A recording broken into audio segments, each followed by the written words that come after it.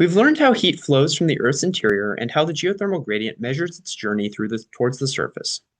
But how do we pinpoint the best locations to tap into this energy on a global scale? We need a map, not just any map, but a geothermal heat map, our blueprint for finding Earth's hidden hotspots. What is a geothermal heat map? Think of it like a weather map, but for the heat beneath our feet. Instead of showing air temperature or rainfall, it visualizes the thermal conditions of the Earth's crust. These maps can illustrate several different things. They might show the surface heat flow, which is the rate at which heat is naturally escaping the ground, or they could estimate the temperature at a specific depth, say 3 or 5 kilometers down. Ultimately, their goal is to provide a clear visual guide to an area's geothermal potential. By combining vast amounts of geological data, they translate complex underground conditions into an intuitive format. The warmer the color, the higher the potential for harnessing geothermal energy. Creating an accurate heat map is a massive data integration challenge. Geoscientists act like detectives, piecing together clues from multiple sources. The most reliable information comes from direct measurement.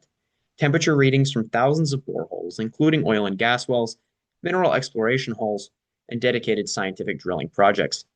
These provide a direct look at the geothermal gradient. But we can't drill everywhere, so we must supplement with indirect data. We measure the thermal conductivity of different rock types to understand how well they insulate or conduct heat. We use geophysical surveys, analyzing seismic waves and magnetic fields, to infer underground structures and the presence of magma or hot fluid. Even satellites can contribute by measuring subtle temperature variations on the Earth's surface, which can hint at higher heat flow from below.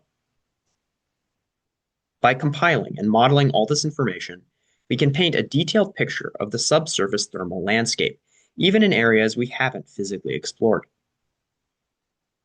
Interpreting a heat map is quite straightforward. They use a simple color code. Cool colors like blue and green typically represent areas with a low geothermal gradient, characteristic of old, stable continental crust. Here, you'd have to drill incredibly deep to find useful temperatures. Zooming in on a national level, like this map of the United States, reveals the same pattern. The western states, with their active tectonics and volcanism, are a patchwork of red and orange, signifying immense geothermal potential. In contrast, the geologically quieter central and eastern parts of the country are predominantly blue. For the geothermal industry, these maps are indispensable. Geothermal exploration is expensive, and drilling is the costliest part.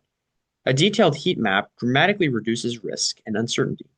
It allows companies to focus their efforts on the most promising regions, saving millions of dollars that might have been wasted drilling in less than ideal locations. Heat maps guide the entire exploration process, from broad regional assessments down to pinpointing specific targets for drilling. They help determine not only where to look, but also what kind of resources might be available, whether it's high temperature systems suitable for large scale power plants, or lower temperature resources perfect for direct use, like heating homes or greenhouses. Geothermal heat maps are more than just scientific illustrations. They are a blueprint for a sustainable future. They allow us to see, understand, and strategically access the clean, reliable energy stored within our planet. With these powerful tools in hand, we can more effectively unlock Earth's enduring gift of heat. Next time, we'll explore the applications of this enduring gift.